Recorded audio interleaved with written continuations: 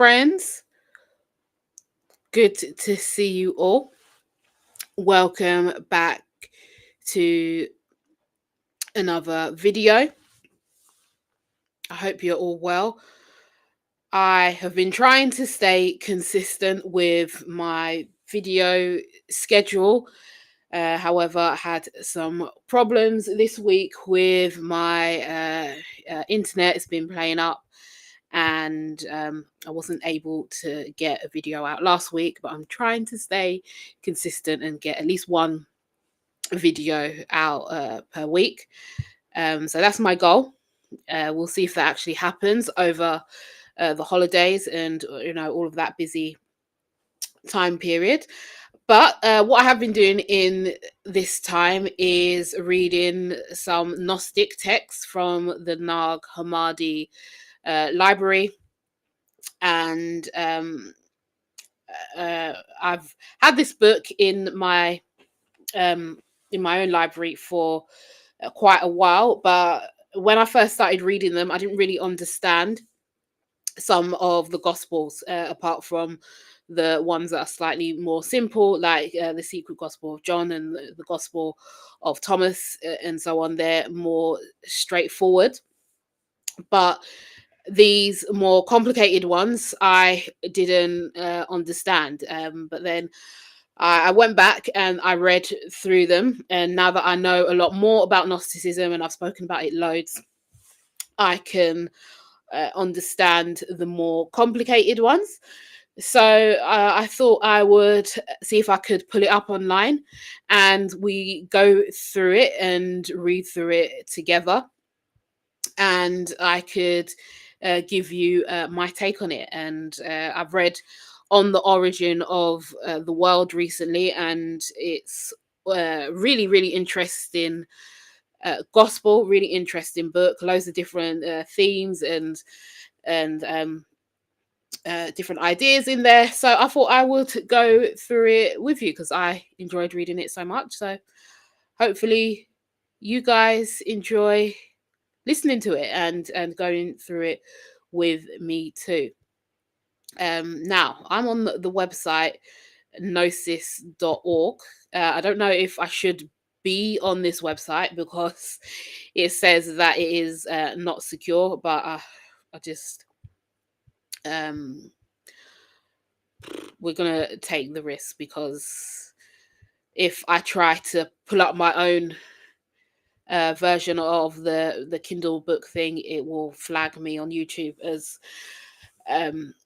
copyright restriction or whatever, and I've already got so many tags, and I'm like one flag away from being banned. So I know that it's okay to sort of pull up articles and stuff from other websites. So yeah, my advice is to go and get this book, but I'm just gonna, take the risk and put it up on the screen. So hi guys, if you're here, don't be shy. Say hello to me in the comment section. If you want to ask any questions, ask away. I will try to flick back and forth and answer them. I'm not going to read this whole text because it is extremely, extremely long, as you can see as I'm scrolling all the way down it, and I tend to talk a lot. So I've got a feeling this video is going to be quite long anyway. And I've just finished recording a Patreon video, which you should definitely be following me on as well. So if you want to be a patron or a member, I would love that. I dive into more Gnostic books over there. Anyway, so let's get into this one. So this is from the Nag Hammadi library, and it is the Gnostic Gospel on the origin of the world. And it says, seeing that everybody, gods of the world and mankind, says that nothing existed prior to chaos, I, in distinction to them, shall demonstrate that they are all mistaken, because they are not acquainted with the origin of chaos nor its root. Here is the demonstration. So that's basically saying that they're going to tell us about how the world began. And this is all about Yaldabaoth and the different gods in the Gnostic version of the universe. And it says, how well it suits all men on the subject of chaos to say that it is a kind of darkness. But in fact, it comes from a shadow which has been called by the name darkness. And the shadow comes from a product that has existed since the beginning. It is, moreover, clear that it existed before chaos came into being, and that the latter is posterior to the first product. Let us therefore concern ourselves with the facts of the matter, and furthermore with this first product from which chaos was projected. And in this way, the truth will be clearly demonstrated. So, what that is saying is that this gospel is going to look at the higher beings, the gods and the goddesses and whatnot that created this realm of chaos, and it's going to attempt to answer the question that we all seem to ask ourselves at one point or another, which is, what the hell is this place? What are we doing here? And how did we get here? So it's, one of those big existential questions, the origin of the world. The next paragraph says, after the natural structure of the immortal beings had completely developed out of the infinite, a lightness emanated from pistis, or faith. It is called Sophia, or wisdom. It exercised violation and became a product resembling the primeval light. And immediately her will manifested itself as a lightness of heaven, having an unimaginable magnitude. It was between the immortal beings and those things that came into being after them, like she, Sophia, functioned as a veil dividing mankind from the things above. And so they're saying that there were these immortal beings, these gods, and one of them was pistis, or faith, and wisdom, and she made a mistake, and she wanted to become a creator independently, and that was the beginning of chaos. So, and it says, now the eternal realm, or the aeon of truth, has no shadow outside it, for the limitless light is everywhere within it. But its exterior is shadow, which has been called by the name darkness. From it there appeared a force presiding over the darkness, and the forces that came into being subsequent to them, called the shadow, the limitless chaos. From it, every kind of divinity sprouted up, together with the entire place, so that also shadow is posterior to the first product. It is in the abyss that the shadow appeared, deriving from the aforementioned pistis. So that is telling us that this realm is basically a shadow of the gods. So, this place that we're living in is the shadows of the higher beings. And that's why it's so chaotic. It says, then the shadow perceived there was something mightier than it, and it felt envy. And when it had become pregnant of its own accord, suddenly it engendered jealousy. Since that day, the principle of jealousy amongst all eternal realms and their worlds became apparent.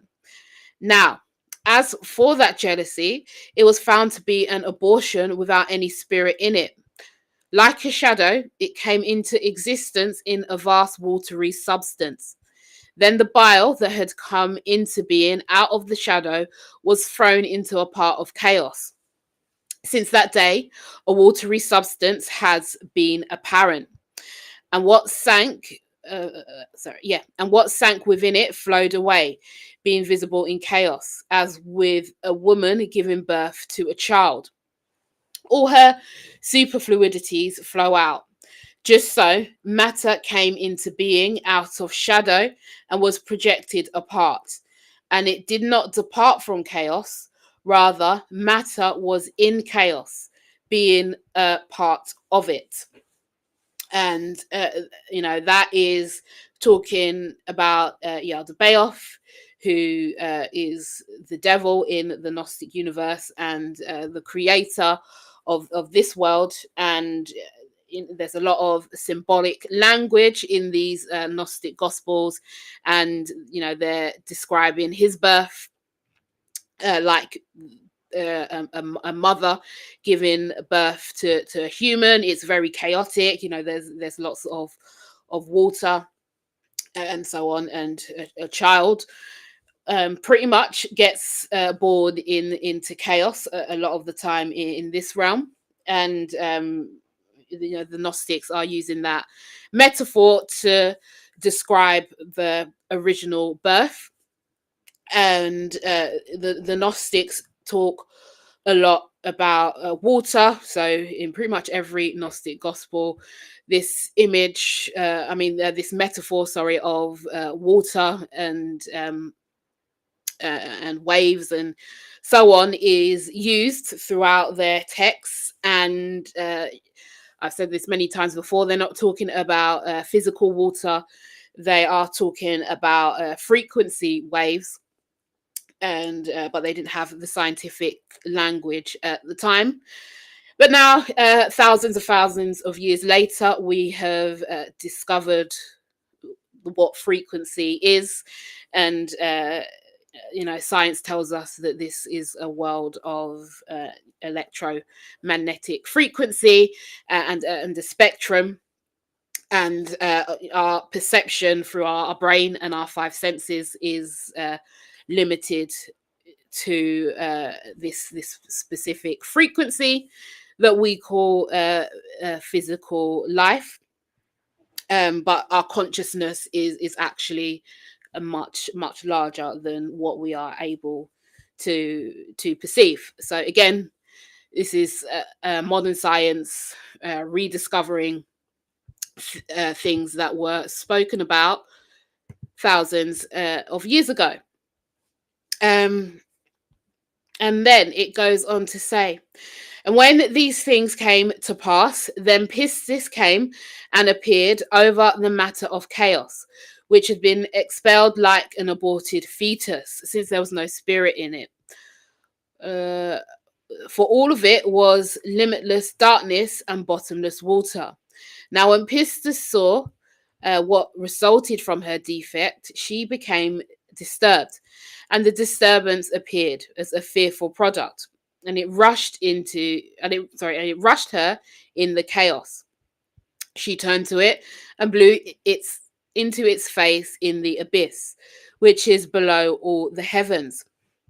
And when Pistis Sophia desired to cause the thing that had no spirit to be formed into a likeness and to rule over matter and over all her forces, there appeared for the first time a ruler out of the waters, lion-like in appearance, androgynous, having great authority within him, and ignorant of whence he had come into being.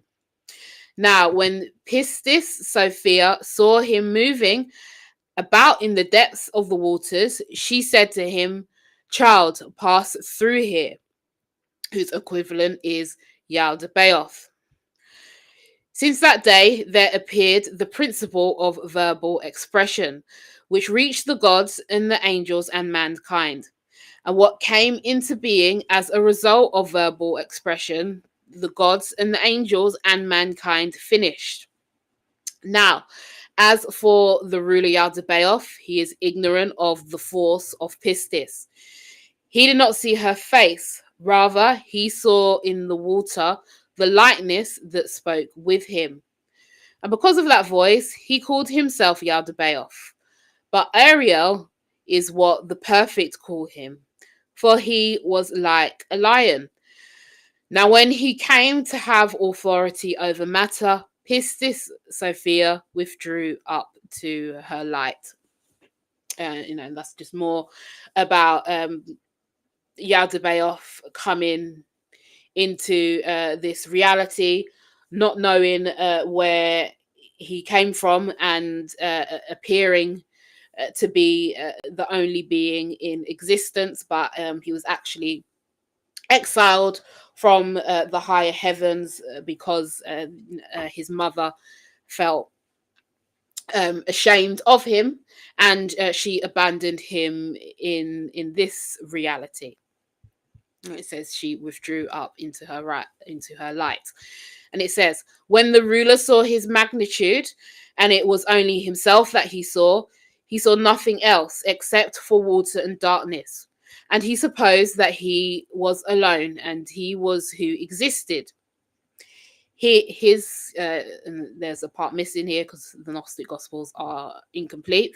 So his something was completed by verbal expression. It appeared as a spirit moving to and fro upon the waters.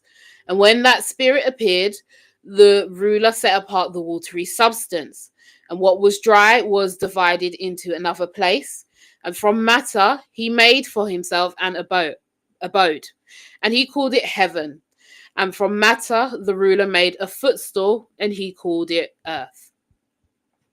Next, the ruler had a thought consistent with his nature, and by means of verbal expression, he created an androgyny. He opened his mouth and cooed to him. When his eyes had been opened, he looked to his father, and he said to him, E.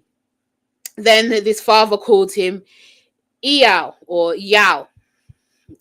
Then he created the second son. He cooed to him, and he opened his eyes, and he said to his father, A. And his father called him Eli.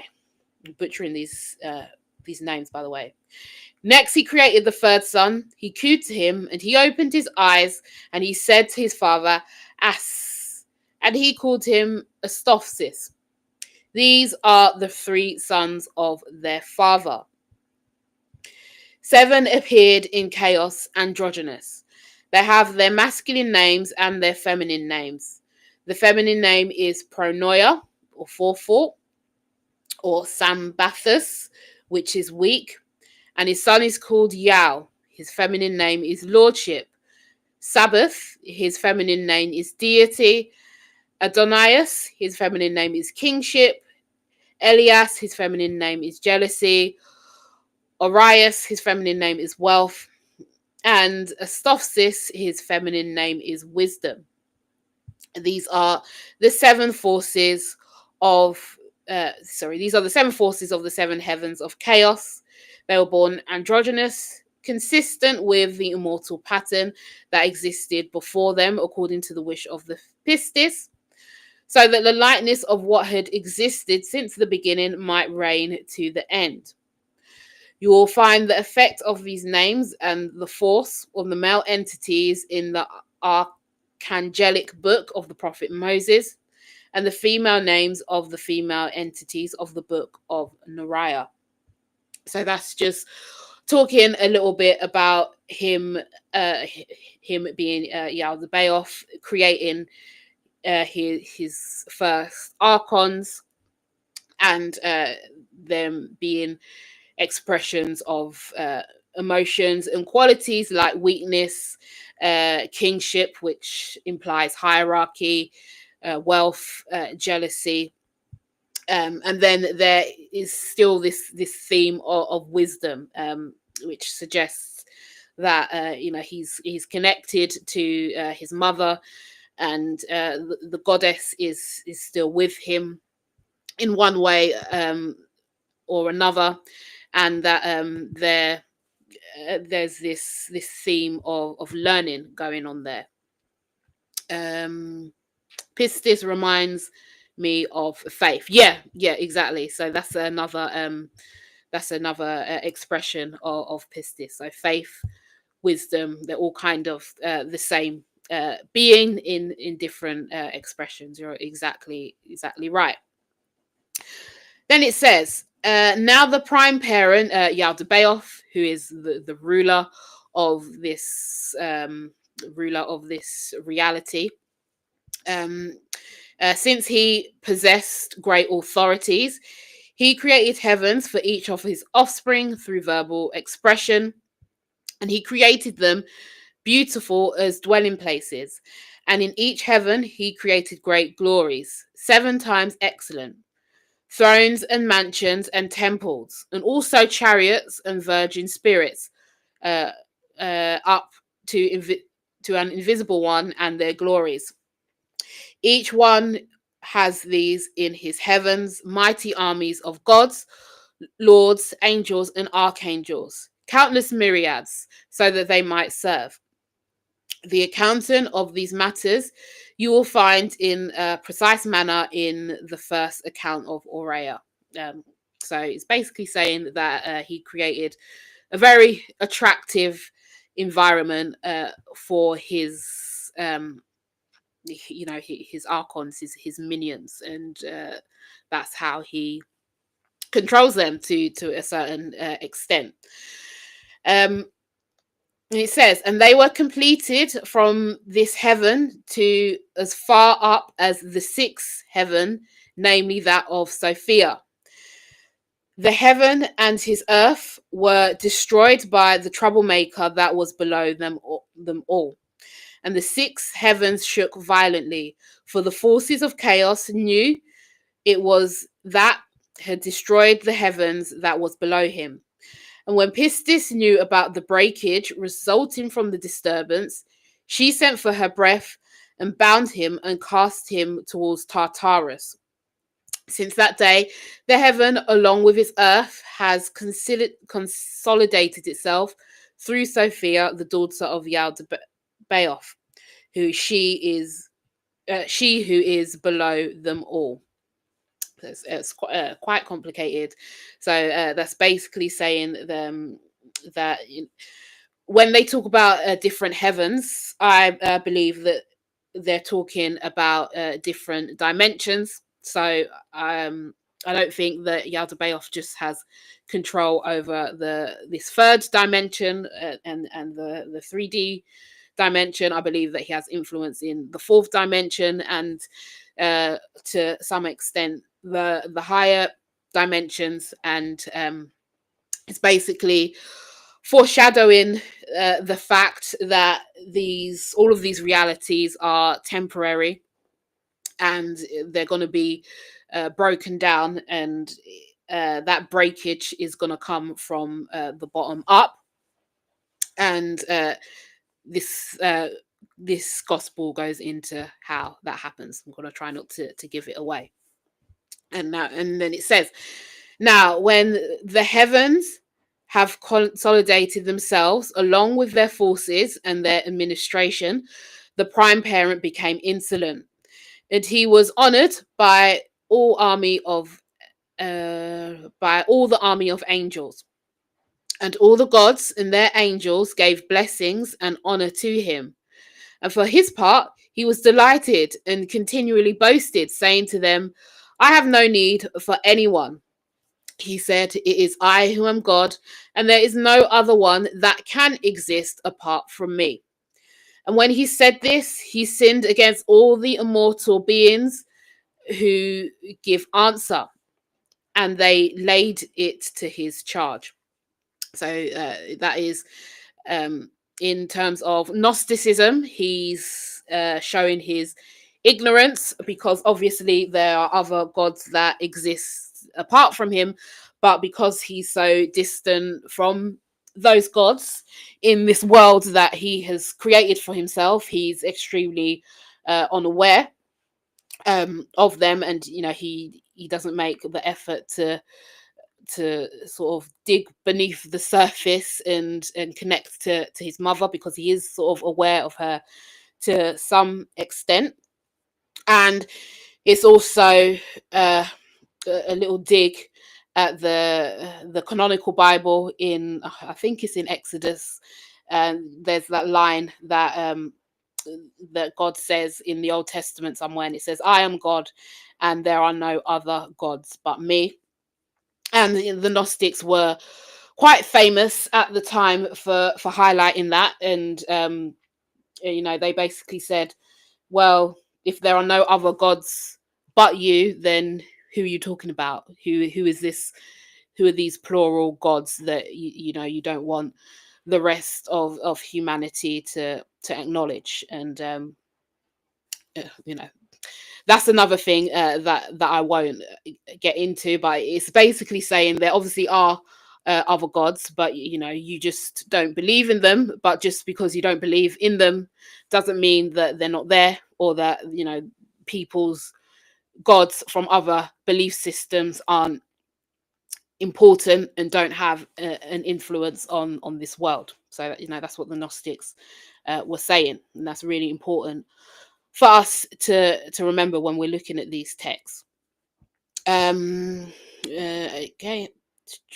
yeah, and they laid it to his charge. So they basically upset all the other gods. And it says, when Pistis saw the impiety of the true chief ruler, she was filled with anger. She was invisible, and she said, "You are mistaken, Samael," and that is the name that means the blind god. "There is an immortal man of light who has been in existence before you, who shall appear among your modeled forms. He will trample you to scorn, just as potter's clay is pounded. And you will descend to your mother, the abyss, along with those that belong to you. For the consummation of your," this is a missing word, "the entire defect that has become visible out of the truth will be abolished, and it will cease to be, and will be like what has never been." Saying this, Pistis revealed her likeness of her greatness in the waters, and in doing so, she withdrew up to her light. And that is basically Sophia saying that Adam is gonna incarnate, and he's gonna become human, and he's gonna show you that you are wrong, and he's gonna teach you a thing or two, and he's sent by the higher gods. And it says, now when Sabbath, one of the archons, the son of Yaldabaoth, heard the voice of Pistis, he sang praises to her, and he condemned the father. At the word of Pistis, at the word, some missing words, is quite fragmented, and he praised her, and because she had instructed them about the immortal man and his light. Then Pistis stretched out her finger and poured upon him some of her light, to be a condemnation of his father. Then Sabbath was illuminated. He received great authority against the forces of chaos. Since that day, he has been called Lord of the Forces. And Sabbath is associated with rest and regenerating. So they're highlighting how important that is. And then he says he hated his father, the darkness, and his mother, the abyss, which is this earth.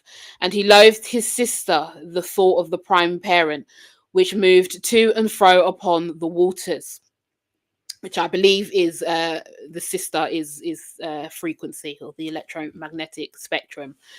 And because of his light, all the authorities of chaos were jealous of him. And they had become disturbed, that they had made a great war in the seven heavens. Then when Pistis Sophia had seen the war, she dispatched 7 archangels to Sabbath from her light. They snatched him up to the 7th heaven, and they stood before him as attendants. Furthermore, she sent him 3 more archangels and established the kingdom for him over everyone, so that he might dwell above the 12 gods of chaos. Now, when Sabbath had taken up the place of repose in return for his repentance, Pistis also gave him her daughter, Zoe, or life, together with great authority, so that she might instruct him about all things that exist in the 8th heaven. And as he had authority, he made himself first a mansion. It is huge, magnificent, 7 times as great as all of the things that exist in the 7 heavens. And before his mansion, he created a throne, which was huge and had a 4-faced chariot called a cherubim. Now, the cherubim has 8 shapes per each of the 4 corners: lion forms, calf forms, human forms, and eagle forms. So that all forms amount to 64 forms. And the 7 archangels that stand before it. He is the 8th and has authority. All of the forms amount to 72. Furthermore, this chariot of 72 gods took shape. They took shape so that they might rule over the 72 languages of the peoples. And by that throne, he created other serpent-like angels called seraphim, which praise him at all times. So there is a lot of symbology around numbers. So we've got 8, 64, 72, and I don't know what they mean off the top of my head. I'll have to look it up, but there's a lot of reference to numerology in these Gnostic Gospels, and basically this entity was given a lot of power and a lot of true authority for being able to see through the smoke and mirrors of this world and all of the distractions that Yaldabaoth put out for him, and he was exalted up in the heavens, and he was given all of this power that goes beyond what Yaldabaoth could give him. And it says, thereafter he created a congregation of angels, thousands and myriads, numberless, which resembled the congregation in the 8th heaven, and a firstborn called Israel, which is the man that sees God. So basically, he had what we now call a spiritual awakening or whatnot. And another being called Jesus Christ, who resembles the Savior above in the 8th heaven, and who sits at his right upon the revered throne. And at his left, there sits the Virgin of the Holy Spirit upon the throne and glorifying him. And the 7 virgins stand before her, possessing 30 harps and palistries and trumpets, glorifying him. And the armies and the angels glorify him, and they bless him. Now, where he sits is upon a throne of light, within a great cloud that covers him. And there is no one with him in the cloud except for Sophia, the daughter of Pistis, instructing him about all the things that exist in the 8th heaven, so that the likeness of those things might be created, in order that his reign might endure unto the consummation of the heavens of chaos and their forces. So he's got great creative power. It says, now Pistis set him apart from the darkness and summoned him to her right, and the prime parent she put on her left. Since that day, the right has been called justice, and the left has been called wickedness. Now, because of this, they received a realm in the congregation of justice and wickedness. And then there's some fragmentation there, but it's basically talking about the scales of justice, and wherever there is wickedness, there's what we call karma, or another force that is always going to balance that out. And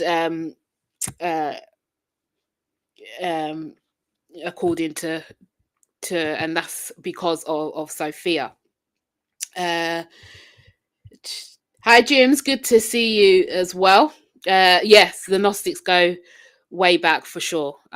Rediscovering many of the Gnostic texts and going through it again. So I'm going to be sharing a few more of my favorites with you. So if there's any that I haven't spoken about or that you want to hear me speak again, do let me know. But the Gnostics is what started this channel, so I'm always interested in what they have to say. Right, then it says, getting through it quite quickly. Hold on. Then when the prime parent of chaos, Yaldabaoth, saw his son Sabbath and the glory that he was in, and perceived that he was the greatest of all of the authorities of chaos, he envied him. And having become wrathful, he engendered death out of his death. And death was established over the sixth heaven, for Sabbath have been snatched up from there.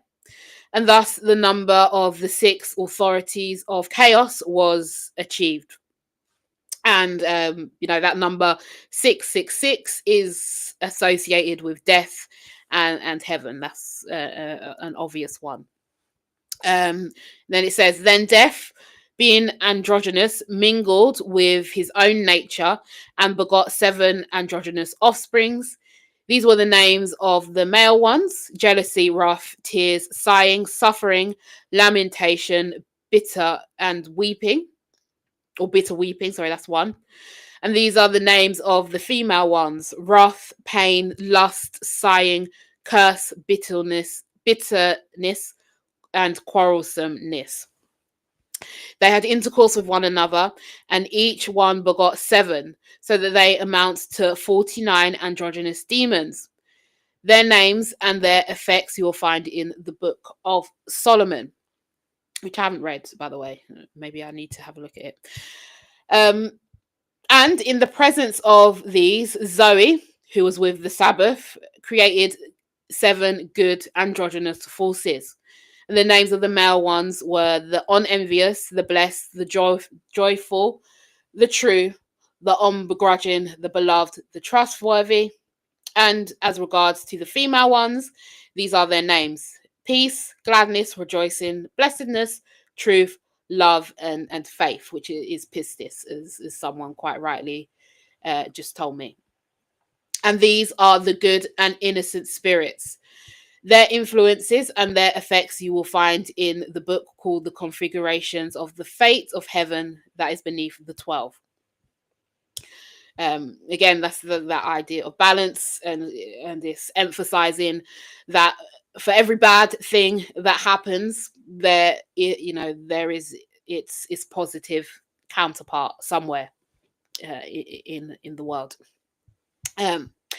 And it says, having seen the likeness of pistis in the waters, the prime parent grieved very much, especially when he heard her voice, like the first voice that called to him out of the waters.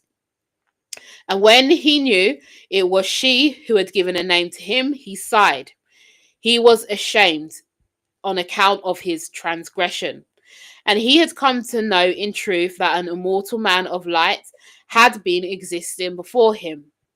He was greatly disturbed, for he had previously said to all the gods and their angels, "It is I who am God, and no other one exists apart from me."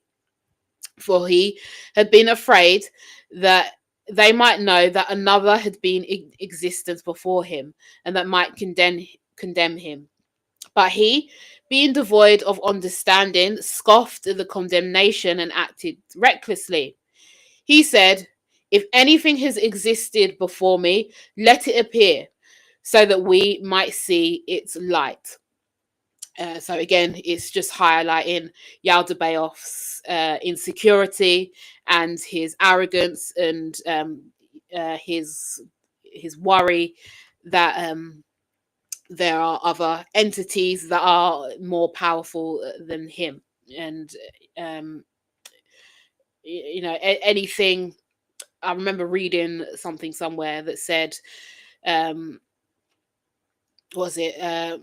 insecurity is loud and superiority is silent. So, anything or anyone that is going around boasting and forcing people to believe a certain way, or to see things from only their point of view, is coming from a place of insecurity, and the truth is usually in the opposite. It's in the shadows. It's in the quietness that people don't want to reveal. So we have to go looking for it. I have lost my place. Okay. And immediately it says, behold, light came out of the eighth heaven above and passed through all of the heavens of the earth. When the prime parent saw that the light was beautiful as it radiated, he was amazed, and he was greatly ashamed. As that light appeared, a human likeness appeared within it, very wonderful. And no one saw it except from the prime parent Pronoia, who was with him. Yet its light appeared to all the forces of the heavens. Because of this, they were all troubled by it. Then when Pronoia saw that emissary, she became enamored of him. But he hated her because she was on the darkness. But she desired to embrace him, and she was not able to. When she was unable to usage her love, she poured out her light upon the earth. Since that day, this emissary has been called Adam of Light, whose rendering is the luminous man of blood.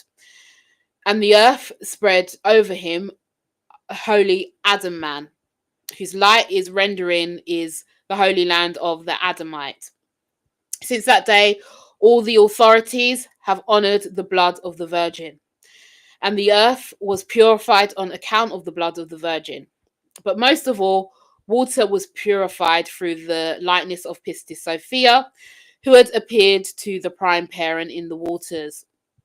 Justly then, it has been said, through the waters, the holy waters, since it vivifies and purifies all. So really complicated, but it's basically saying that the Adam that is going to come into being has this light inside of him that's going to purify everything, and it's a force that can't be stopped. It's something that's inevitably going to happen to everyone. So very, very long-winded and quite difficult to understand unless you've read through these sort of things extensively. And again, as well, these are all just how I'm interpreting it. You might see it quite differently. Then it says, out of that appeared being androgynous. And if anyone knows anything about Eros is all about lust and desire. He's the sort of Greek god of extreme lust.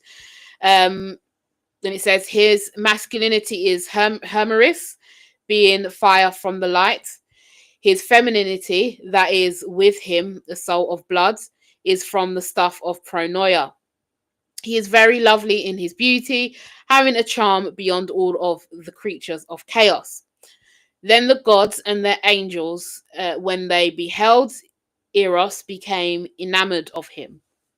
That energy is very attractive. And appearing in all of them, he set them afire, just as a single lamp lights many lamps, and the one and the same light is there, but the lamp is not diminished. In this way, Eros dispersed in all the created beings of chaos and was not diminished. Just as the midpoint of light is darkness, Eros appeared at the midpoint of the angels and mankind, and the sexual union of Eros was consummated. So, out of the earth, the primeval pleasure blossomed. The woman followed the earth, and marriage followed the woman. Birth followed the marriage, and disillusion followed birth. And it's saying that humans all are just built with this innate desire, and desire is the thing that gets us all to create. It's what keeps everything going, but it also creates a lot of chaos, as I'm sure you're all very aware of. And it says, after that, Eros, the grapevine, sprouted up out of that blood, which had been shed over the earth. Because of this, those who drink of it conceive the desire of sexual union.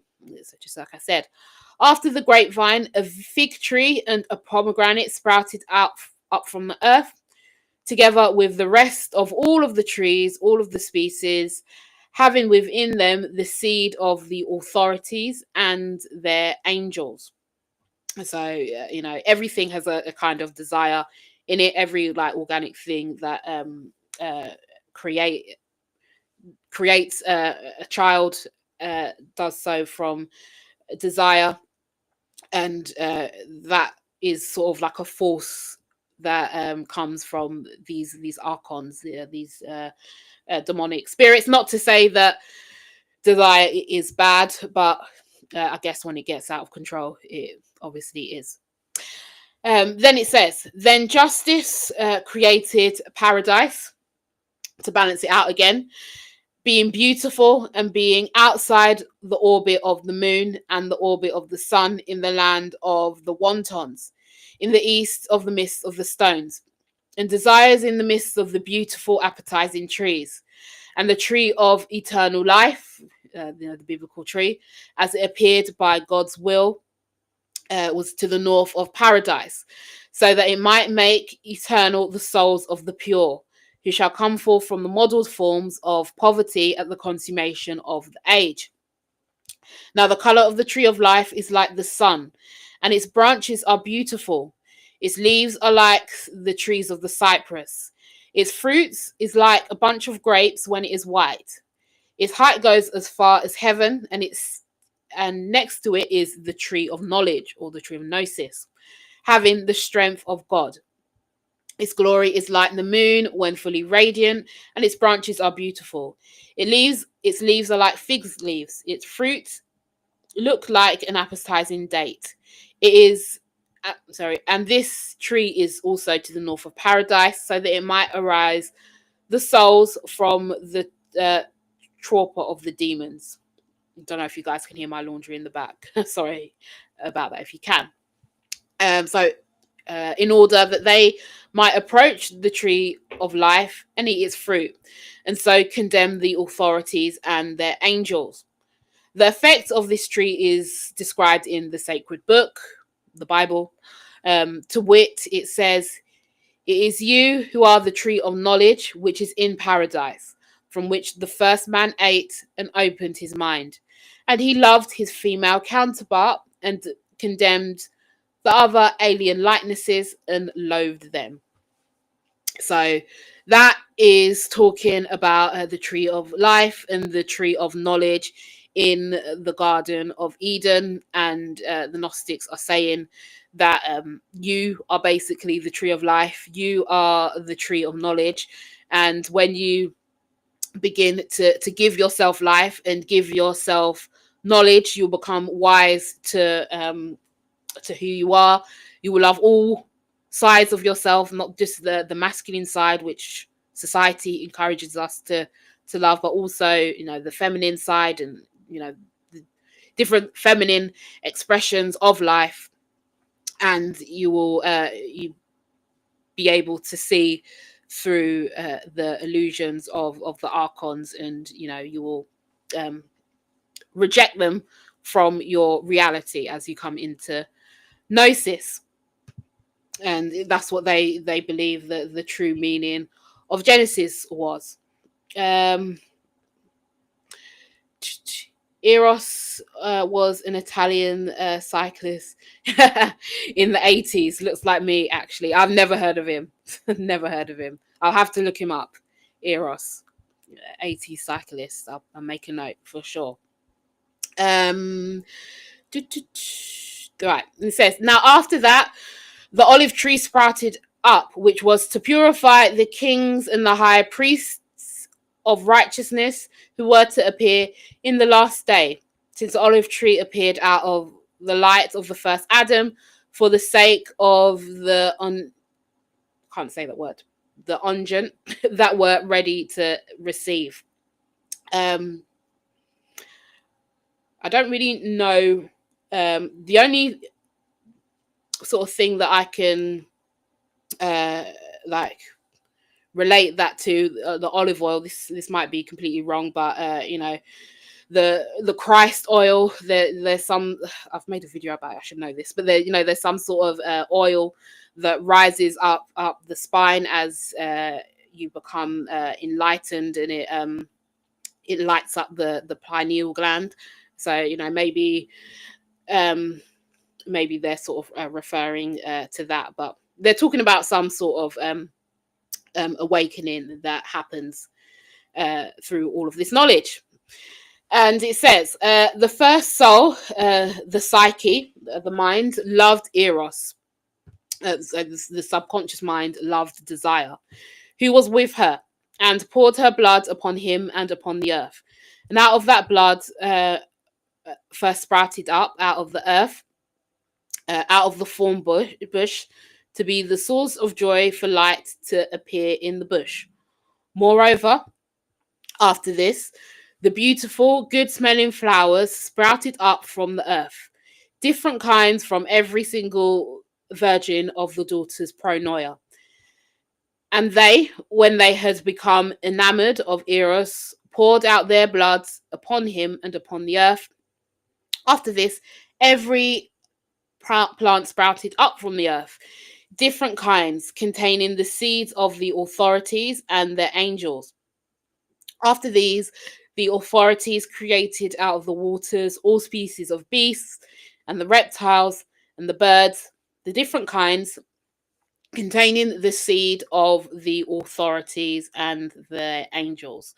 So it's talking about how the archons somehow manipulate desire to create all of the different plants and species that live on this earth.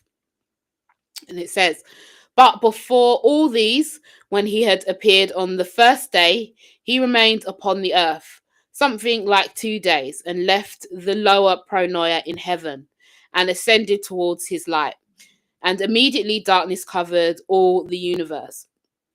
Now, when he wished, the Sophia, who was in the lower heavens, received authority from the Pistis, and fashioned great luminous bodies and all the stars, and she put them into the sky upon the earth to render temporal signs, and seasons, and years, and months, and days, and nights, and moments, and so forth.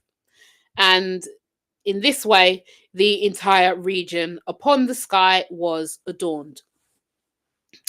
Now, when Adam of light conceived the wish to enter his light, i.e., the eighth heaven, he was unable to do so because of the poverty that had mingled with his light, or, you know, his drop of vibration that had to happen for him to become physical.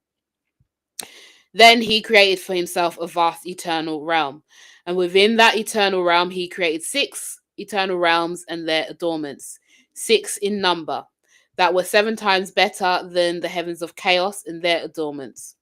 Now, all these eternal realms and their adornments exist within the infinity that is between the 8th heaven and the chaos below it, being counted in the universe that belongs to poverty. If you want to know about the arrangement of these, you will find them written in the 7th universe of the prophet Herolias. And what I think that they are talking about there is that, you know, there are many different realities. There are, you know, many different versions of Earth, or different timelines that all exist. And, you know, our consciousness jumps, I believe, between different timelines based on the choices that we constantly make moment to moment. But, you know, we're just unaware of this because of, you know, all of the filters that are put on our consciousness through the human brain and so on, in order to create the illusion of time and to make everything look continuous. But in reality, from a higher perspective, there is no time. There's just our consciousness traveling between different you know, points of perception. But that's getting a bit esoteric and new agey, but that's just what I believe. Then it says, and before Adam of light had withdrawn into the chaos, the authorities saw him and laughed at the prime parent, because he had lied when he said, "It is I who am God, and no one exists before me." When they came to him, they said, "Is this not the God who ruined our work?" He answered and says, "Yes, if you do not want him to be able to ruin our work, let us create a man out of earth, according to the image of our body, and according to the likeness of this being, to serve us, so that when he sees his likeness, he might become enamored of it. No longer will he ruin our work. Rather, we shall make those who are born out of the light our servants for all of the duration of this eternal realm." Now, all of this came to pass according to the forethought of Pistis, in order that the man should appear in his likeness and should condemn them because of their modelled forms. And their modelled form became an enclosure of light.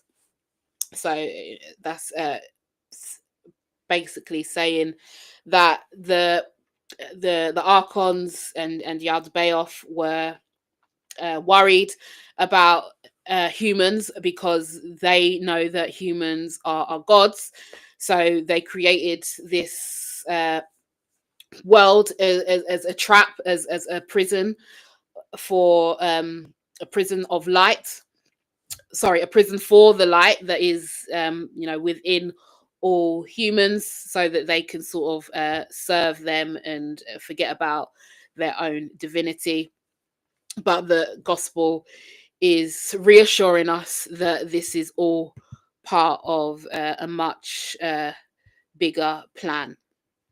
I reckon there are as many realities as there are TV channels on your remote. Yeah, exactly.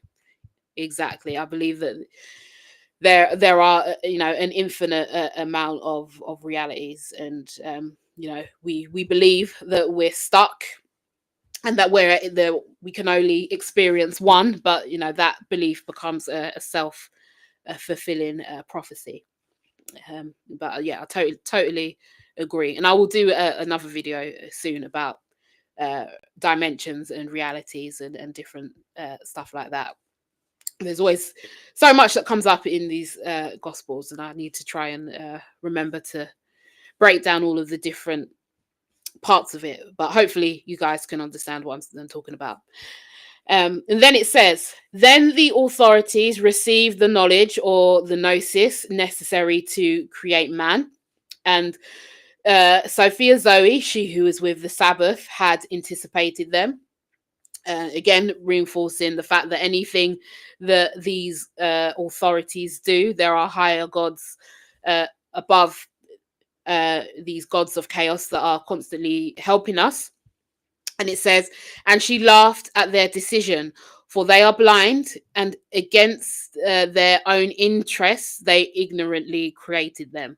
So, you know, they thought that they're being clever by, you know, trapping humans and making us slaves for them. But, you know, they're actually creating their own destruction, because as soon as we wake up, then everything will switch in our favor. And it says, and they do not realize what they are about to do.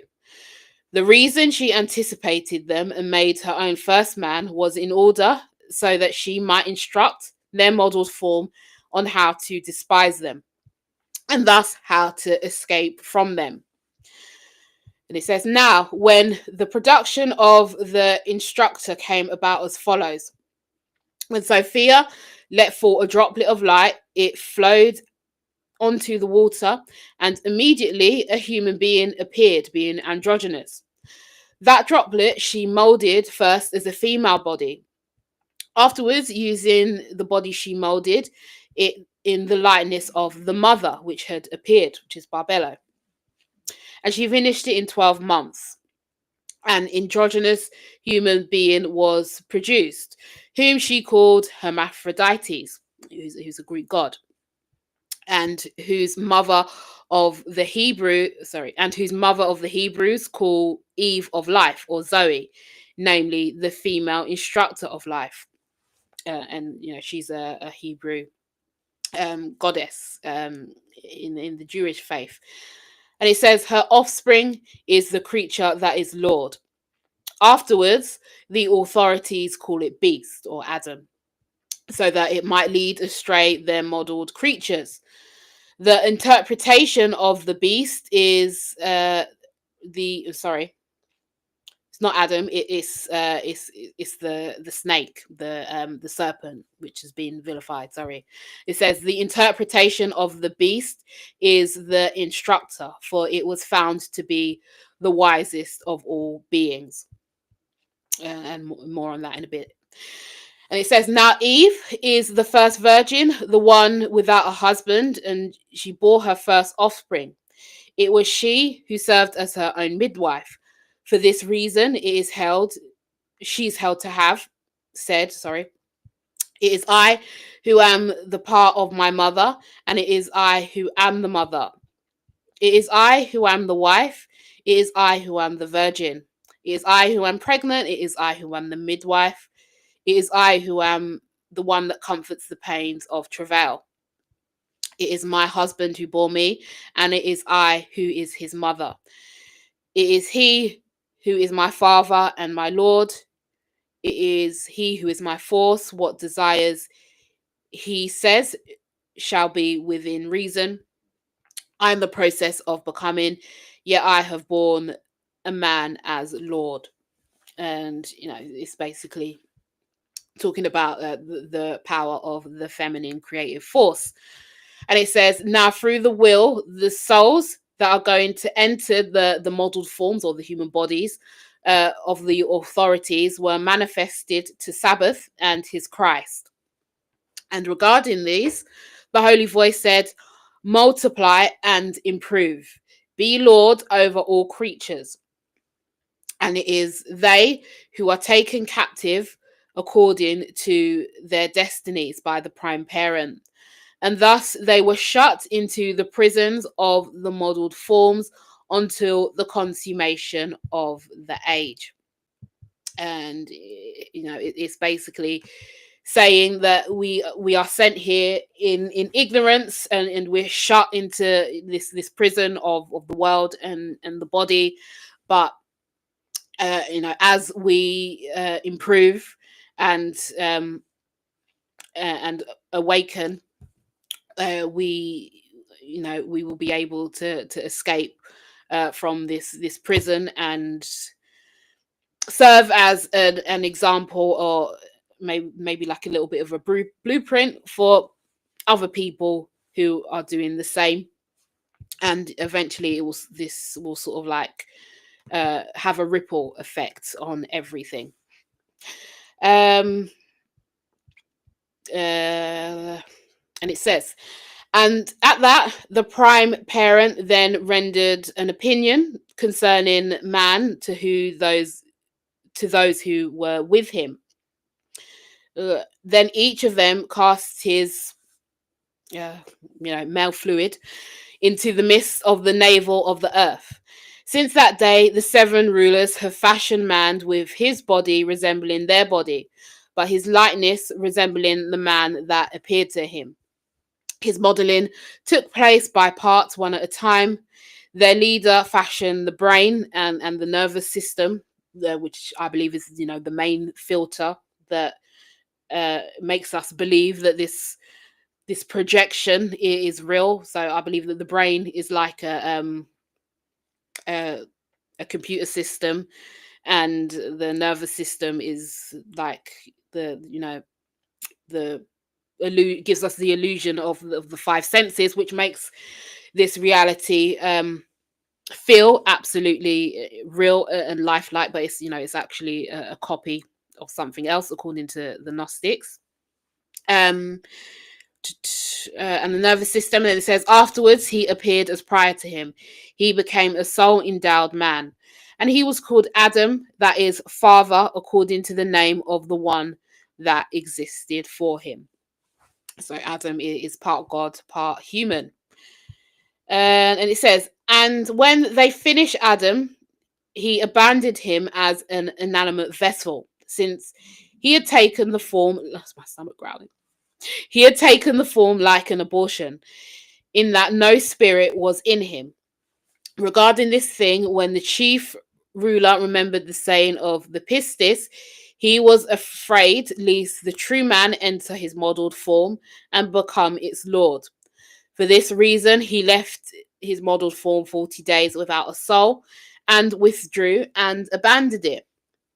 Now, upon the 40th day, Sophia Zoe sent her breath into Adam, who had no soul, and he began to move upon the ground, but he could not stand up.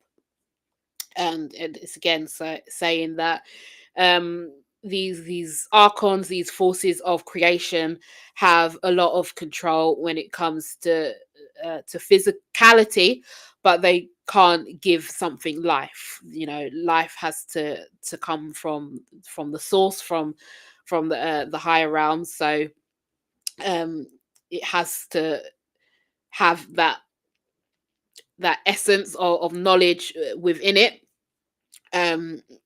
Otherwise it's just an inanimate object, but because it has that spark of divinity inside of it, that's what the archons constantly live in fear of. And it says, then when the 7 rulers came and saw him, they were greatly disturbed. They went up to him and seized him. And the chief ruler said to the breath, or the life within him, who are you, and whence did you come hither? It's answered, and it said, I have come from the force of the man for the destruction of your work. When they heard, they glorified him, since he gave them respite from the fear and the anxiety in which they found themselves. So there's a part of them that admires him, even though they outwardly hate him. And it says, then they called that day rest, inasmuch that they had rested from the toil. And when they saw that Adam could stand up, they were glad. And they took him and they put him in paradise, and they withdrew up to their heavens. After the day of rest, Sophia sent her daughter Zoe, being called Eve, as an instructor, in order that she might make Adam, who had no soul, arise. So that whom he should engender might become containers of light. When Eve saw her male counterpart prostrate, she had pity upon him and said, Adam, become alive, arise upon the earth. Immediately her words became accomplished fact. For Adam having arisen suddenly opened his eyes. When he saw her, he said, you shall be called mother of the living, for it is you who has given me life. So again, it's about that balance between the masculine and the feminine. So we have the god, the Sophia and Zoe, and those other gods representing the feminine, and Yaldabaoth representing the extreme masculine. And it's saying that they need to come together to create. Then it says, then the authorities were informed that their modelled form was alive and risen, and they were greatly troubled. They sent 7 archangels to see what happened, and they came to Adam. When they saw Eve talking to him, they said to one another, what sort of thing is this luminous woman? For she resembles that lightness which appeared to us in the light. Now come, let us lay hold of her and cast our male seed into her. so that when she becomes soiled, she may not be able to ascend into her light. Rather, those whom she bears will be under our charge. But let us not tell Adam, for he is one of us. Let us bring a deep sleep over him, and let us instruct him in his sleep, to the effect that she came from his rib, in order that his wife may obey, and he may be Lord over her. So that's a really powerful little paragraph there. And, it's saying that when um, a person forces themselves upon another person, especially if that person is a male and it's a woman, it's a form of extreme control. um when anyone does that, it comes from a place of powerlessness. And we're in a society that takes all of our power away from us, and says that there's some entity above us, and Jesus Christ, and they are the only powerful things, and we can't do anything for ourselves, and we have to wait for them to come back and fix everything for us. And what that does is it puts people in an extreme state of powerlessness. And sometimes people don't have much money, or I'm not saying it's an excuse, but we're so restricted in this world that sometimes people exert their power over the weaker sex, or young individuals, because subconsciously they believe that that is the only way to exert power. And a sort of expression of that has been the suppression of the feminine, especially in the Abrahamic religions. And we all know that they believe that the wife should be like subservient and stuff to the man. And that's all well and good, but a lot of wisdom is lost when we only think of things in that way. And it's a really clever way of highlighting the dangers of suppressing the feminine, when if we allow the feminine to bloom and to think outside of the box, it can give everyone life, and it can help us to ascend in a different way that we can never do so if we think in this linear way, and this really restricted view of spirituality and everything else that we're forced to believe in. um Hey, super unknown, good to see you. Good to see you. Thank you. I do try. So I just find that really interesting. That's why I love this this text, and I thought I had to share it with you. I've lost where I am now. And it says, then Eve, being a force, laughed at their decision. She put mist into their eyes and secretly left her likeness with Adam. And she entered the tree of knowledge and remained there. And they pursued her, and she revealed to them that she had gone into the tree and become a tree. And then then it says, entering a great state of fear, the blind creatures fled. Afterwards, when they had recovered from the daze, they came to Adam, and seeing the likeness of this woman within him, they were greatly disturbed, thinking that she was the true Eve. And they acted rashly, and they came up to her and seized her and cast their seed upon her. And they did so wickedly, defiling not only natural ways, but also in foul ways, defiling the first seal of her voice that had spoken with them, saying, what is it that exists before you. So, that's just higher knowledge, and they're expressing it as the feminine. And if we ask questions like that in traditional senses, we're either shut down or just given some generic answer that basically tells us to shut up, and that God has all the answers and we can never understand it.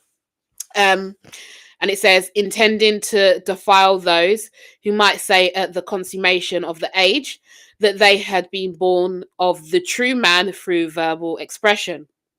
And they erred, or they erred, I guess, not knowing that it was their own body that they had defiled. It was the likeness that the authorities and their angels defiled in every way. And I also like how they presented that, and they sort of reinforced the fact that when you hurt someone in that way, and when you violate someone in that way, physically or emotionally or whatever, you're not actually hurting them, you're hurting yourself ultimately. And if you sort of read these gospels, I like the idea of that when something traumatic happens, your soul, sort of your true self, leaves the body, and those the person who does those toxic things are actually just hurting themselves, and you can sort of gain a greater knowledge from those things. So imagine if we taught this at church, and how many people that would help in that way. Bet there'll be a lot less issues with mental health and all of that stuff if we were kind of taught this deep stuff. It's quite heavy, but it's really really important, and something that I believe that we should be taught from a really young age. But anyway, and it says when they did those things to Eve, it says, first, she was pregnant with Abel, who appears in the Bible, by the first ruler, and it was by one of the 7 authorities, and their angels that she bore the other offspring. And this came to pass according to the forethought of the prime parent Yaldabaoth, so that the first mother might bear with her every seed, being mixed and being fitted to the fate of the universe and its configurations, and to justice. And then the high God saw this, and it says, a prearranged plan came into effect regarding Eve, so that the modeled forms of the authorities might become enclosures of the light, whereupon it would condemn them through their modeled forms.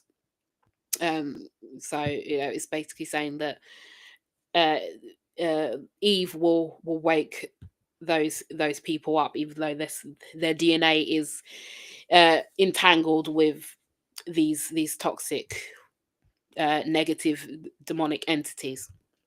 And it says, now the first Adam of light, the Adam that is in the heavens, is spirit endowed, and appeared on the first day in the greater creation. Then it says, the second Adam, or the second human, is soul endowed, and appeared on the 6th day, which is called Aphrodite, the goddess of love. And the third Adam is the creature on earth, that is the man of the law, and he appeared on the 8th day, and that is the day of tranquility of poverty, which is called the day of the sun, or Sunday. And the progeny of the earthly Adam became numerous, and was completed and produced within itself every kind of scientific information of the soul endowed Adam, but all were in ignorance. So it's basically saying that we're all born as gods, but we're forced to become little robot NPCs that are all ignorant of our power and where we actually come from. Excuse me. And it says, now let me say that once the rulers had seen him and the female creature who was with him erring ignorantly like beasts, they were very glad. So, they're very glad when people are unawakened and, um, are ignorant to stuff like this. And when they learned that the immortal man was not going to neglect them, rather that they would even have to fear the female creature that had turned to a tree, they were disturbed and said, "Perhaps this is the true man, this being who has brought a fog upon us and has taught us that she who was soiled is like him, and so we shall be conquered." So they always have that fear of the feminine in the back of their mind. And it says, "Then came the wisest of all creatures, who was called Beast. And when he saw the likeness of their mother Eve, he said to her, 'What did God do to you? Was it, do not eat from the tree of knowledge?' And she said, he said, 'Not only do not eat from it, do not touch it, lest you will become, lest you will die.' And then he said to her, 'Do not be afraid. In death you shall not die. For he knows that when you eat from it, your intellect will become sober and you will come to be like gods, recognizing the difference that obtains between evil men and good ones. Indeed, it was in jealousy that he said this to you, so that you would not eat from it.' Now Eve had confidence in the words of the instructor. She gazed at the tree and saw that it was beautiful and appetizing and liked it. She took some of its fruit and ate, and she gave some to her husband, and he too ate it. Then their intellect became open, for when they had eaten, the light of the tree of knowledge had shone upon them. When they clothed themselves with shame, they knew that they were naked of knowledge. When they became sober, then they saw that their nakedness, and they became enamored of one another. When they saw that the ones who had modeled, when they saw the ones who had modeled them had the form of beasts, they loathed them, and they were very aware. So that is going into the original Genesis story again, and it's saying that the beast, which the Gnostics believed was an expression of Jesus Christ, saw that Adam and Eve were struggling and in slavery, and he came down and he told them to eat from the tree of knowledge, and they awakened and they were able to see things clearly. I won't go into that because we've all read that book in Genesis. And it says, "Then when the rulers knew that they had broken their commandments, they entered paradise and came to Adam and Eve with earthquakes and great threatening, to see the effect of the aid. Then Adam and Eve trembled greatly and hid under the trees in paradise. Then the rulers did not know where they were, and they said, 'Adam, where are you?' And he said, 'I am here, for through fear of you I hid, being ashamed.' And they said to him ignorantly, 'Who told you about the shame which you clothed yourself, unless you have eaten from the tree?' He said, 'The woman who you gave me. It was she who gave it to me and ate.' Then they said to the latter, 'What is this that you have done?' She answered and said, 'It was the instructor who urged me on, and I ate.' Then the rulers came up to the instructor. Their eyes became misty because of him, and they could not do anything to him. They cursed him, since they were powerless. Afterwards, they came up to the woman and cursed her and her offspring. After the woman, they cursed Adam and the land because of him, and the crops and all of the things that they had created, they cursed. They gave no blessing. Good cannot result from evil.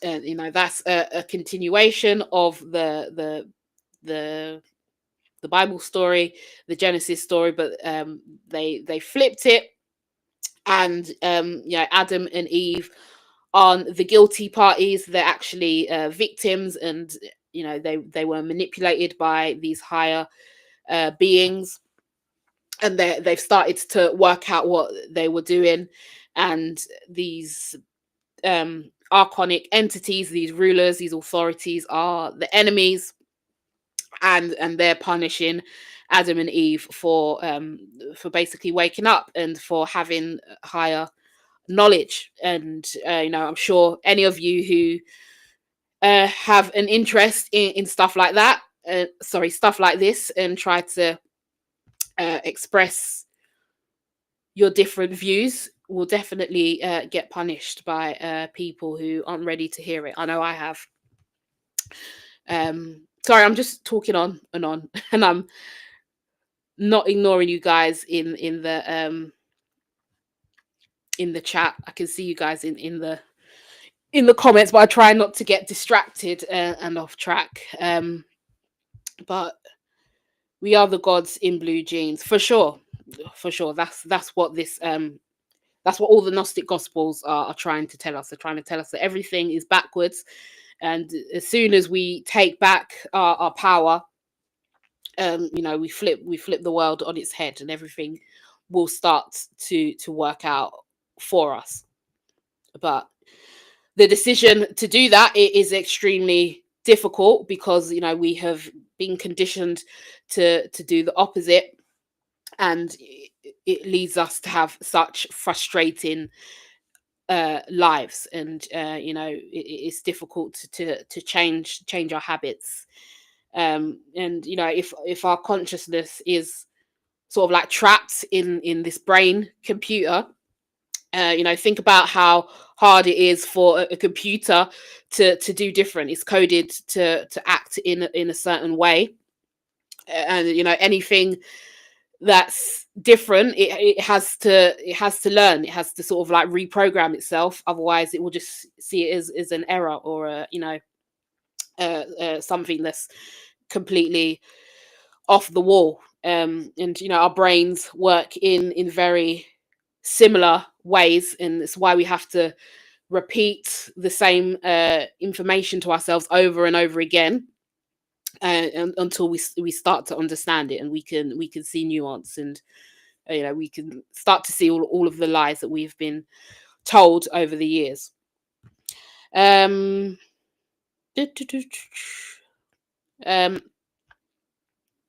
blessings could revolt from evil. It says, from that day, I said I was going to do half of this, but I've done the whole thing. But let's just go. And it says, from that day, the authorities knew that there was something mightier than they. They recognized not only that their commandments had not been kept. They recognized that only their commandments had not been kept. Great jealousy was brought into the world solely because of the immortal man. Now, when the rulers saw that their Adam had entered into an alien state of knowledge, or alien state to them, they desired to test him. And they gathered all of their domestic animals and the wild beasts of the earth and the birds of heaven, and they brought them to Adam to see what he would call them. He saw them and gave names to their creatures. They became troubled because Adam had recovered from all the trials. They assembled and laid plans, and they said, behold, Adam, he has come to be like one of us, so that he knows the difference between light and darkness. Now, perhaps he will be deceived, as in the case of the tree of knowledge, and also will come to the tree of life and eat from it, and become immortal, and become Lord, and despise us, and disdain us in all our glory. Excuse me. Then he will denounce us along with our universe. Come, let us expel him from paradise, down to the land from which he was taken. So henceforth he might not be able to recognize anything better than we. Oh, guys, my nose is stuffed. All this talking. And it says,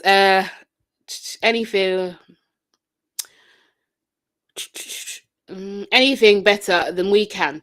And so they expelled Adam from paradise along with his wife, and this deed they had done was not enough for them. Rather, they were afraid. They went to see the tree of life and surrounded it with great fearful things, fiery creatures called cherubim, and they put flaming swords in their midst, fearfully twirling at all times. so that no earthly being might enter that place. So there they are.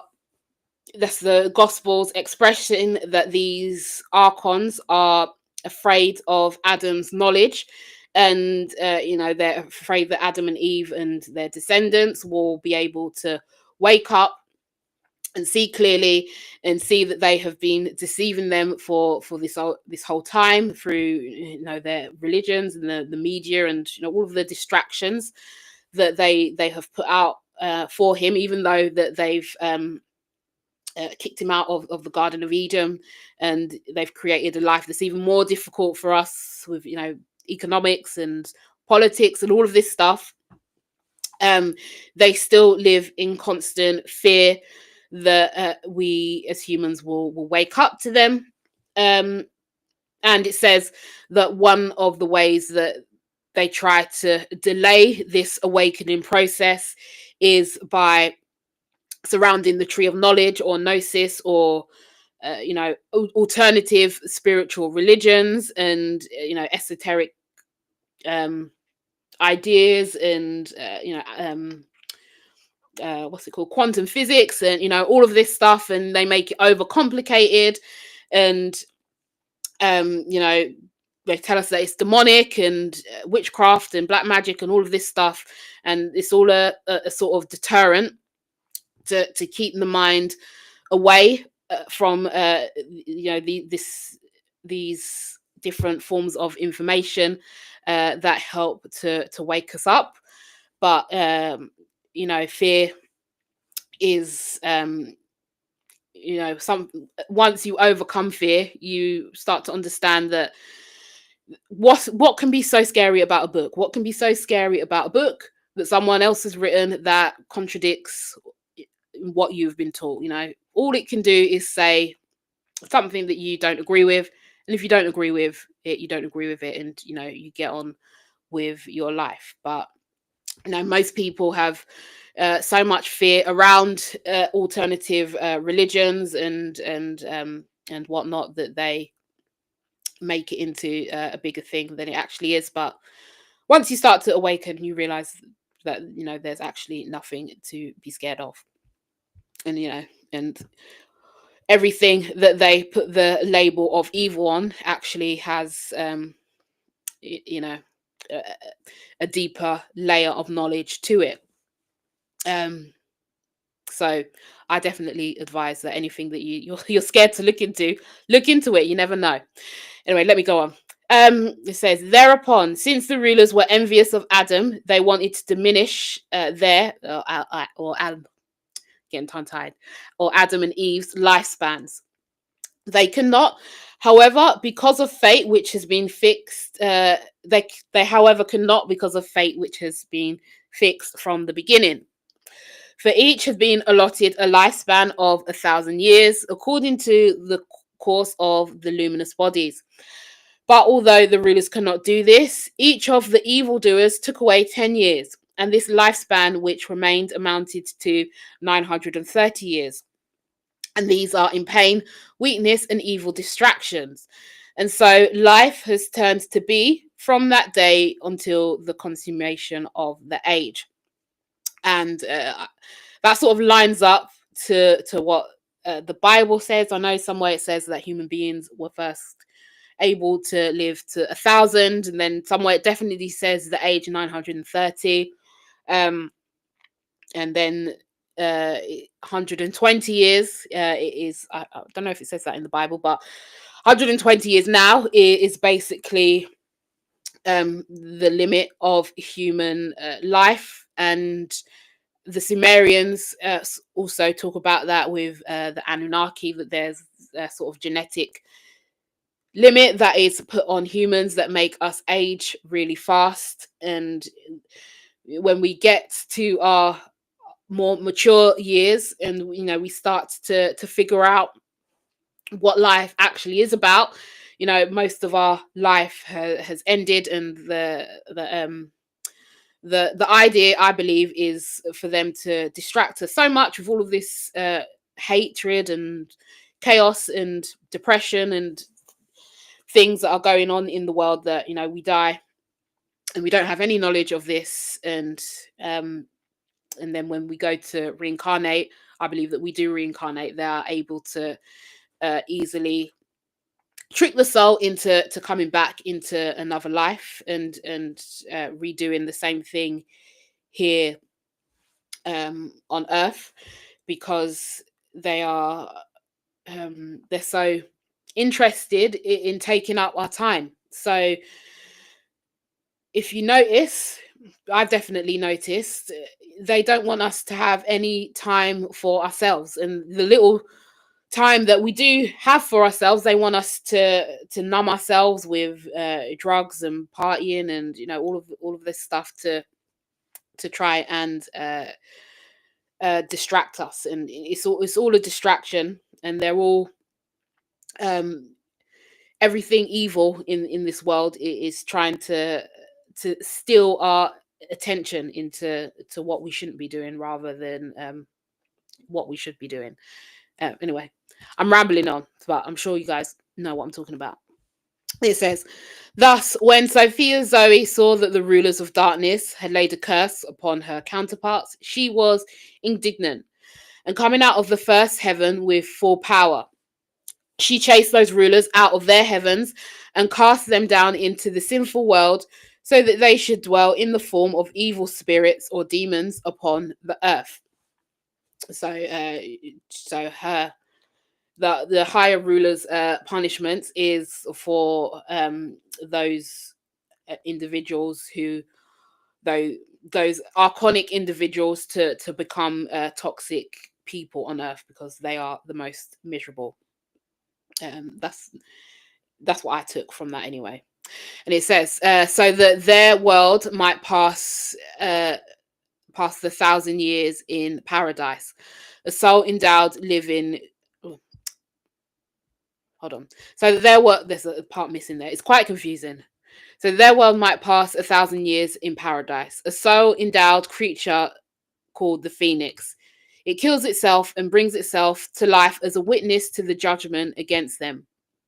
For they did wrong to Adam and his generation until the consummation of the age. It says, part missing again. It says, there are 3 men, and also his posterities unto the consummation of the world. The spirit endowed of eternity, the soul endowed, and the earthly. Likewise, the 3 phoenixes, something of paradise. The first is immortal, the second lives 1,000 years, and as for the third, it is written in the sacred book that is consumed. So too, there are 3 baptisms. The first is spiritual, the second is by fire, the third is by water. Just as the phoenix appears as wisdom, as a witness concerning to the angels, so the case of the water hydra in Egypt, which has also been a witness to those going down into the nature of the baptism of the true man. The 2 balls in Egypt possess a mystery, the sun and the moon being a witness to the Sabbath, namely over them Sophia, received in the universe. From that day she made the sun and the moon, and she put a seal upon her heaven unto eternity. Very complicated, but I know in Gnosticism they believe that there are 3 tiers of human, the physical human, who just goes along with what's going on in this world and doesn't really think about anything. Then there's the spiritual human that's sort of coming to this knowledge and it's starting to awaken, but it's still sort of like trapped in all of the negativity and the toxicity that is in this world, but they're at least aware of it. And then there's the higher human that can see above it, and they're using the symbology of the phoenix, the bird that goes through trials and goes through stress and dies, but then it rises, its spirit rises again through the ashes, and it comes back stronger. So it's basically saying that the key to escaping this world is to, when we get knocked down, we have to find a way to bounce back and come back even stronger. But very complicated, these things. And it says, uh, and the worm that has been born out of the phoenix is a human being as well. So I think this is comparing the human and the phoenix. And it says, it is written in, I think, Psalms something that it says, the just man will blossom like a phoenix. And the phoenix first appears in a living state, and it dies and it rises again, being a sign of what has become apparent at the consummation of the age. It was only in Egypt that these great signs appeared, nowhere else, as in indication that it is like God's paradise. So I think they're trying to say that to get to God's paradise, you need to rise from the ashes. It says, let us return to the aforementioned rulers, so that we may offer some explanation to them. Now, when the 7 rulers were cast down from their heavens onto the earth, they made for themselves angels, numerous, demonic, to serve them.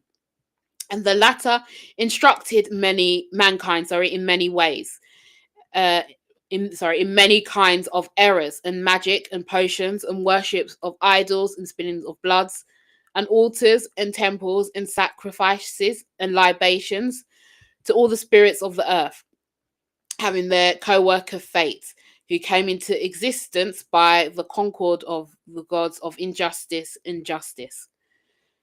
And thus, when the world had come into being, it distractedly erred at all times. For all men upon the earth worship these spirit demons from the creation to the consummation, both the angels of righteousness and the men of unrighteousness. Thus did the world come to exist in distraction, in ignorance, and in stupor.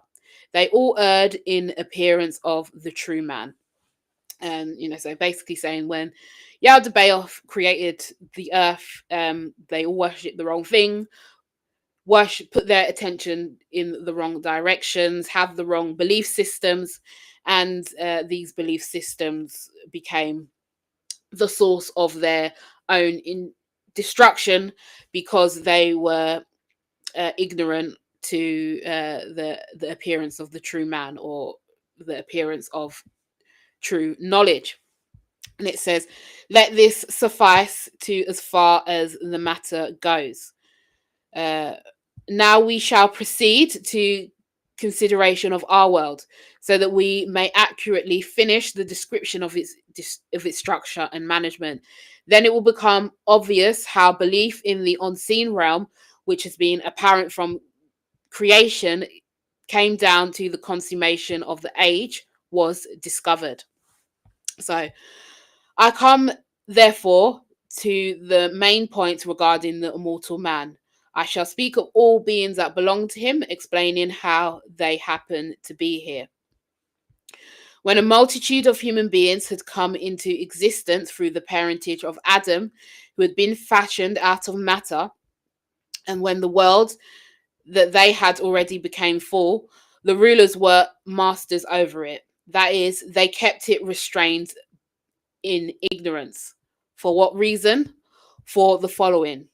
Since the immortal Father knows that a deficiency of truth came into being amongst the eternal realms of the universe, when he wished to bring to naught the rulers of predation through the creatures that they had modelled, he sent your likeness down into the world of predation, namely the blessed little innocent spirits.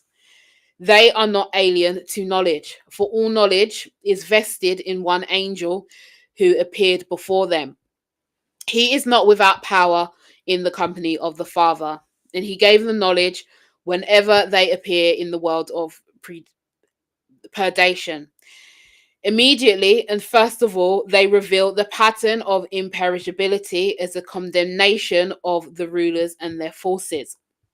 Thus, when the blessed beings appeared in the forms of the modelled authorities, they were envied.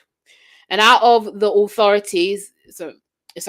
envy, the authorities mixed their seed with them in hopes of polluting them, but they cannot. Then, when the blessed beings appeared in luminous forms, they appeared in various ways, each of them starting out in his land revealed a kind of knowledge to the visible church constituted of the modelled forms of purgation. It, the church, was found to contain all kinds of seeds because the seed of the authorities had mixed with it, within it. Sorry, with it. Getting tongue-tied. So that is a very long-winded way of saying that when Sophia created this world, it's permanent. It's a state of creation that will always exist, and the great Father God, whatever, sent certain creatures down here to try and save it, and the way that those creatures save it is by condemning the authorities, or by pushing back against the tradition of the archons and their ways, and revealing things and encouraging people to look at things in a different way. And that will awaken the church within. And in esoteric teachings, the church isn't a physical church. The church is a human body. So we will go through all different types of tribulations according to the land which we came. So according to our backgrounds, and the different nuanced experiences that we have. But it will sort of speak to someone, and it will awaken something within them, and it will lead that soul to whatever knowledge that they need to help them in their journey. And this world it's not separate from anything. It's inside. It's a matrix. It's inside the mind of the one. So there's no sort of separation from it, if you understand what I mean. It's all just, we're conscious, but unfortunately we're conscious in the shadow, and that's just the path that our particular soul is on at the moment. And it's a path that is really difficult to get out of, but it's not impossible, even though it might feel that way sometimes.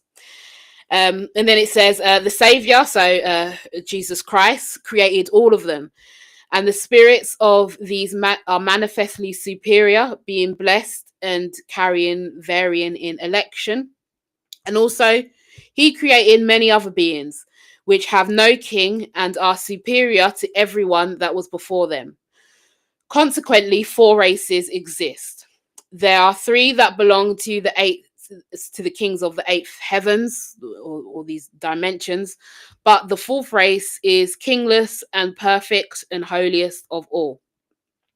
For these shall enter the holy place of their Father, and they shall gain in repose and eternal unspeakable glory and unending joy. Moreover, these kings within the mortal domain are immortal, and they will condemn the gods of chaos and their forces. So these Abrahamic religions, when you break it down, and I know they have their value and all of that stuff, but when you really simplify it's a system of belief of dominance and submission. And everyone who believes in them has a king, and this Godhead entity. And I know that these religions are not all bad, and I'm not saying that, but these Godhead entities have very many similarities to what the Gnostics call Yaldabaoth. And there's a dark underbelly to it, and that comes from the fact that we have to give there's this emphasis on constantly giving our power away, and whatever we give our power away to becomes king. So that entity is not inherently powerful, we have to give our power to it. And the Gnostics are encouraging us to not do that if we want to escape this system, and that we should keep our power to uh, ourselves, and we shall become kingless. And once we do that and we become independent and confident, we elevate ourselves above all of these gods of chaos, these archons that they speak of, that keep us suppressed and trapped down here. And it says, now the world that is superior to all beings was sent for this purpose alone, so that he might proclaim the unknown. He said, there is nothing hidden which is not apparent. There is nothing what has not been recognized that will be recognized. Excuse me. And these were sent to make what is hidden and the seven authorities of chaos and their empathy, and thus they were condemned to death, which basically means that people will not like this information. But oh well. And then it says, so when all the perfect appeared in their modeled forms and their rulers, and when they received the uncomparable truth, they put to shame all the wisdom of the gods of the world. And their fate was to be found to be a condemnation, and their force dried up. Oh no, sorry, this is talk about the archons. Sorry, and their lordship was dissolved, and their forethought became emptiness along with their glory. Before the consummation of the age, or when a person wakes up, the whole place will shake with a great thundering. The rulers will be sad. There's a bit missing, I guess, at their death. And it says, and the angels will mourn for their mankind, and the demons will weep over their seasons, and their mankind will scream at their death. Then the age will begin, and they will be disturbed. Their kings will be intoxicated with the fiery sword, and they will wage war against one another, so that the earth is intoxicated with bloodshed. And the seas will be disturbed by these great wars. Then the sun will become dark, and the moon will cease its light, and the moon will cause its light to cease. The stars of the sky will cancel their circuits. A great clap of thunder will come out of a great force that is above all of the forces of chaos, where the firmament of the woman is situated. Having created the first product, she will put away the wise fire of intelligence and clothe herself in witless wrath. Then she will pursue the gods of chaos, whom she created, along with the prime parent. Then she will cast them down into the abyss. They will be obliterated because of their wickedness, for they will come to be like volcanoes and consume one another until they perish at the hand of the prime parent. When he has destroyed them, he will turn against himself and destroy himself until he ceases to exist. And their heavens will fall upon one, and their heavens will fall one upon the next, and their forces will be consumed by fire. Their eternal realms too will be overturned, and his heaven will fall and break into two. And there's fragmented bits, but it's basically saying that Yaldabaoth's world will be destroyed. And it says the light will obliterate the darkness. It will be like something that has never been. And the product to which the darkness had been posterior will dissolve. And the deficiency will be plucked out by the roots and thrown down into the darkness, and the light will withdraw up to its roots, and the glory of the unbegotten will appear, and it will fill all the eternal realm. When the prophecy and the account that there are kings becomes known and is fulfilled by those who are perfect, who in contrast have not become perfect in the unbegotten Father, will receive glory in their realms and in the kingdom of immortals. But they will never enter the kingless realm, for everyone must go to the place for which he has come. Indeed, by his acts and his knowledge, each person will make his own nature known.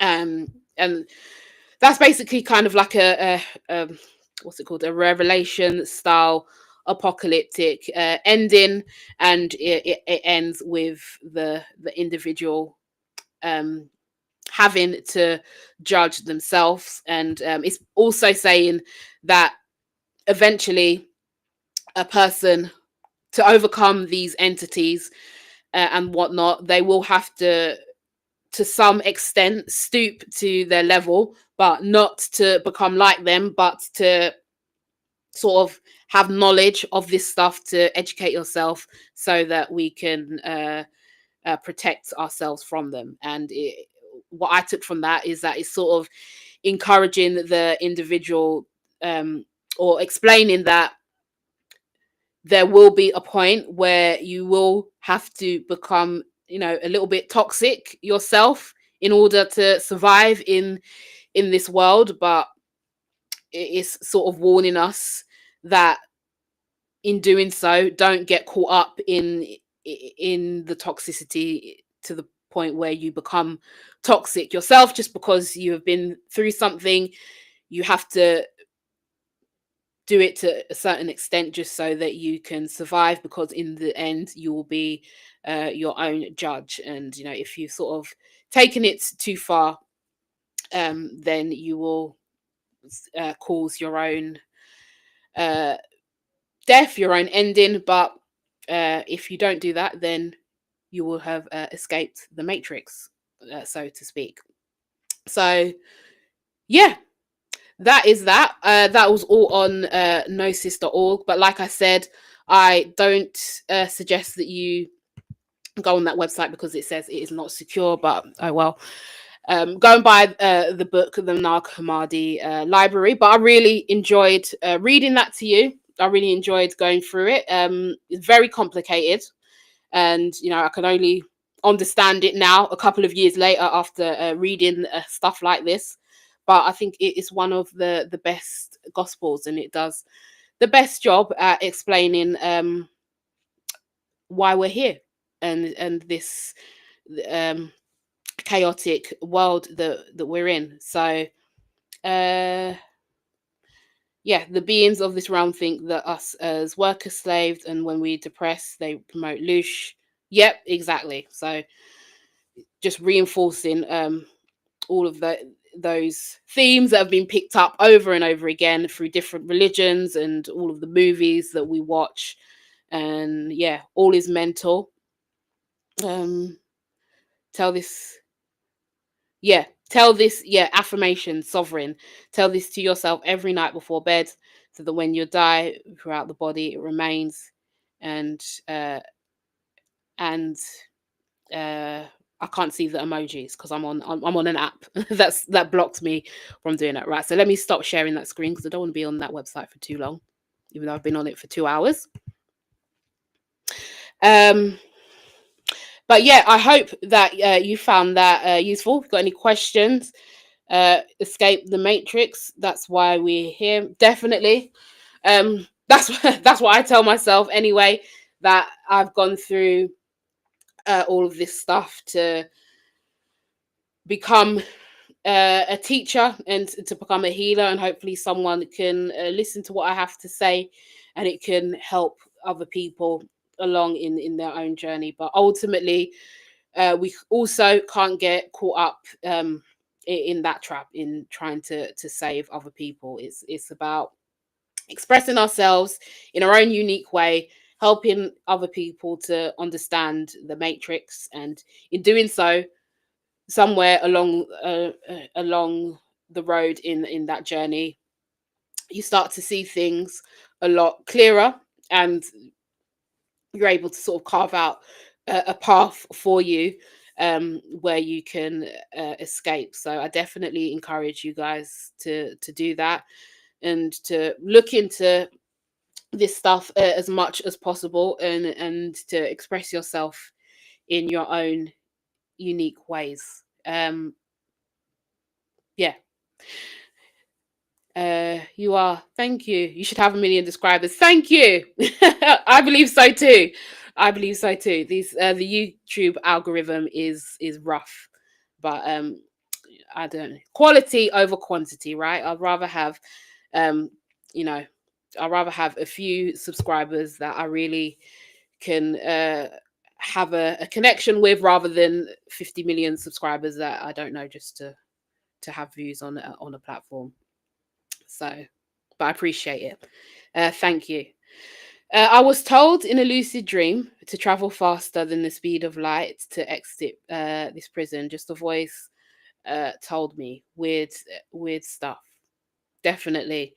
Um, I don't know what that means, but um, I've been lucid dreaming a lot, and I've been really remembering my dreams. And when I can, when I get a minute to myself on the weekends, and I write down my dreams. And a good thing to do is to um, go to ChatGPT and tell them, like, I had a dream about this and this happened and that happened, and ChatGPT will analyze your dreams, and it will dig into the deeper meaning behind it, and it will give you a really accurate description of your dreams and your lucid dreams. And that's what I've been doing recently, and uh, it's been really helping me. And sometimes it will get it a bit wrong, and I'll say, oh, that bit isn't right, but I that bit is spot on. And it will then go through the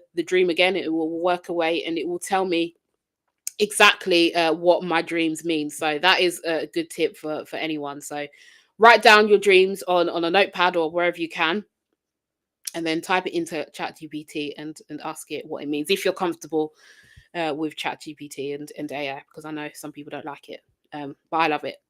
I'm obsessed.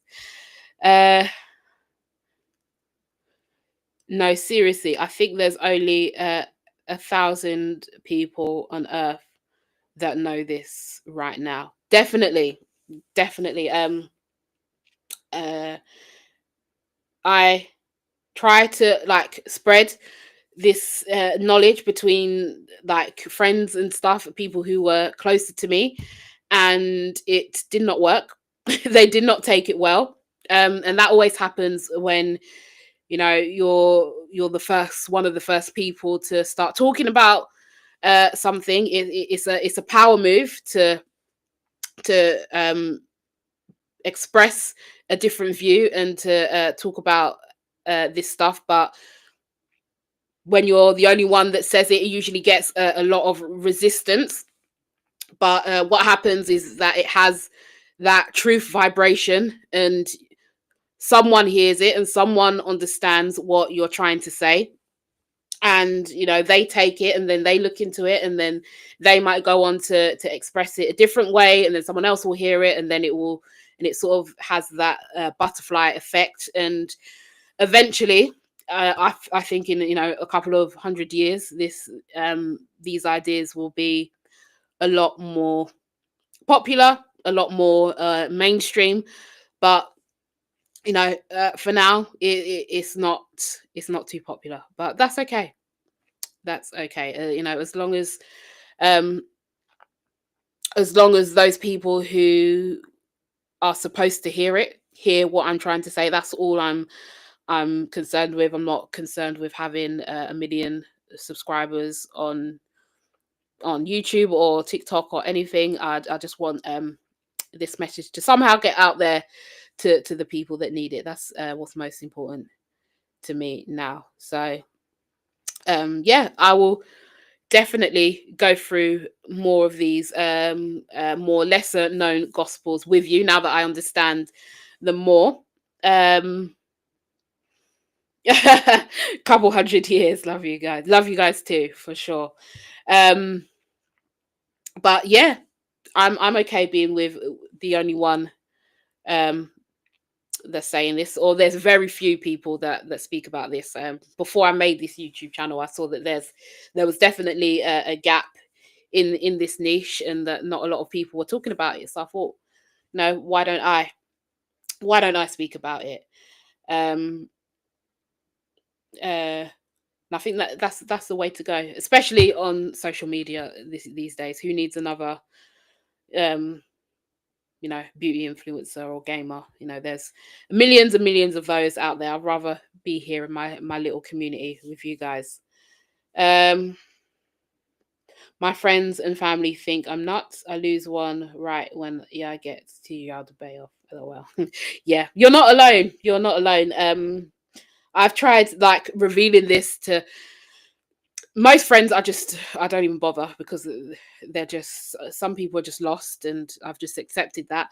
But I even tried like revealing this to some family members who are more open mind and who are a lot more like liberal and open to these ideas, and even they didn't take it very well, and they sort of like freaked out, and they don't want to hear about it. But that's what happens when, especially when you create a YouTube channel and it is about spiritual stuff, or it's about a personal um interest of yours. Most people won't get it. They won't see your vision, and that's because your family members and your friends and the people you work with are usually not your target audience. They're just people that you happened to be close to, or the people that we are in our families with are not always the people that we would choose to be